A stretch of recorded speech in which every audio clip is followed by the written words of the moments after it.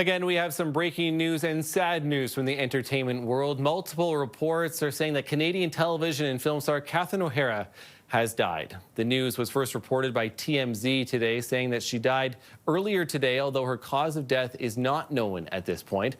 O'Hara rose to fame through her work on Second City, going on to have a massive career across film and television.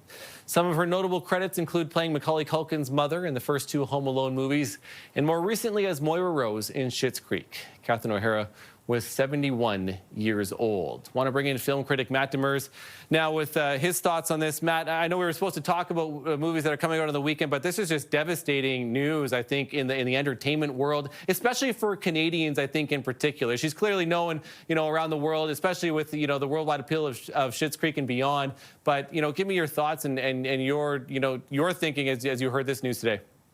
Yeah, absolutely. You nailed it. She is what I would call a national treasure for Canadians. I don't think there's anyone in this country that doesn't hold Catherine O'Hara in such high regards because, like me, when I saw the news, my heart was broken because Catherine O'Hara brings back so many memories of on-screen performances that just make you smile. She was so talented and effortless, Matt, in her way to just make you laugh, but also, we're seeing clip of her as the mom in Home Alone. She also made you feel. She was able to balance that comedic and drama side of her really, really well, and she was such a talent.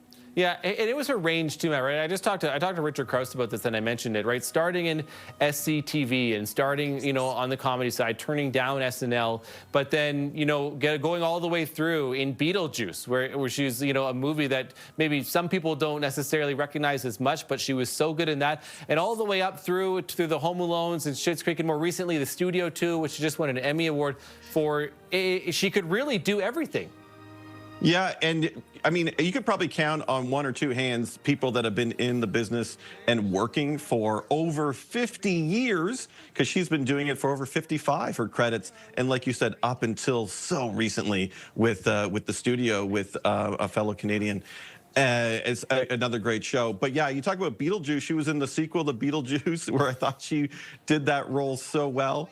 And voice work, we talk about her being front and center, but also, don't forget, you could look at her filmography, Matt, and find her voice in so many wonderful animated films. So the range is through the roof. Yeah, Nightmare Before Christmas, I think, is one of the ones that comes to mind, too, as well, that I wasn't a big fan of. My wife loves, one of my oldest boy loves that movie as well. And, Matt, did you ever have a chance to talk to her? Did you ever have a chance to interview her? I'm just curious.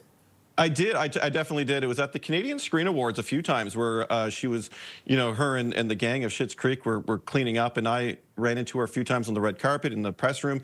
And I got to tell you, the word class act comes to mind. She could not have been sweeter, nicer. We're talking about a major star who went out of her way, not just to me, and I saw her interact with all kinds of people, and was just so nice. When you think of Canadians and how nice, the stereotype that we're all so nice. I mean, she lived it, and even being the big star and, getting all those awards, she took her time to really talk to you, and you felt that warmth talking to the real Catherine O'Hara. Yeah, and you mentioned it too. She really was, I agree, a national treasure, right? She truly was special and loved this country a lot. Always came back to Canada at different points. Your favorite performance, again, for me, Matt, like Home Alone stands out, but I think just because of my age, and I remember those movies vividly. I still watch them every Christmas, and her performances, some of the SCTV work was a little bit before me, but I certainly wouldn't have gone back and watched some of it. But, what are her highlights for you? Yeah, absolutely. I mean, you can just list any of them in their highlight. But for me personally, I loved her in Beetlejuice. I already talked about it, how she came back in the sequel, and I was so happy to see her take on that role. She was Lydia's mother, because she's just so odd, and she just embodied those kind of quirky, odd characters so well.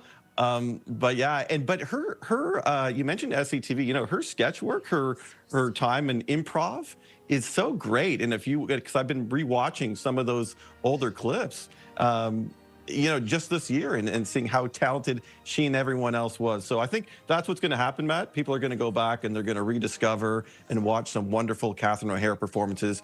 And I think you're going to hear a lot of great tributes from people that she touched in Hollywood. Yeah, they're already starting to come out, I think, at this point too, Matt, and I'm assuming we're going to hear a lot more. It has been, again, it's been a devastating afternoon, I think, to say the least, for many in the entertainment world, in particular, many Canadians. But Matt Demers, film critic, appreciate you jumping on with us, Matt, to talk about her, and thanks for this, okay? Hey, absolutely. Thanks, Matt. Okay, we're going to take a short break, but again, for those that are just joining us, Catherine O'Hara has died at the age of 71. According to multiple reports, we're going to continue our coverage of this breaking news story along with much more coming up after this. Stay with us.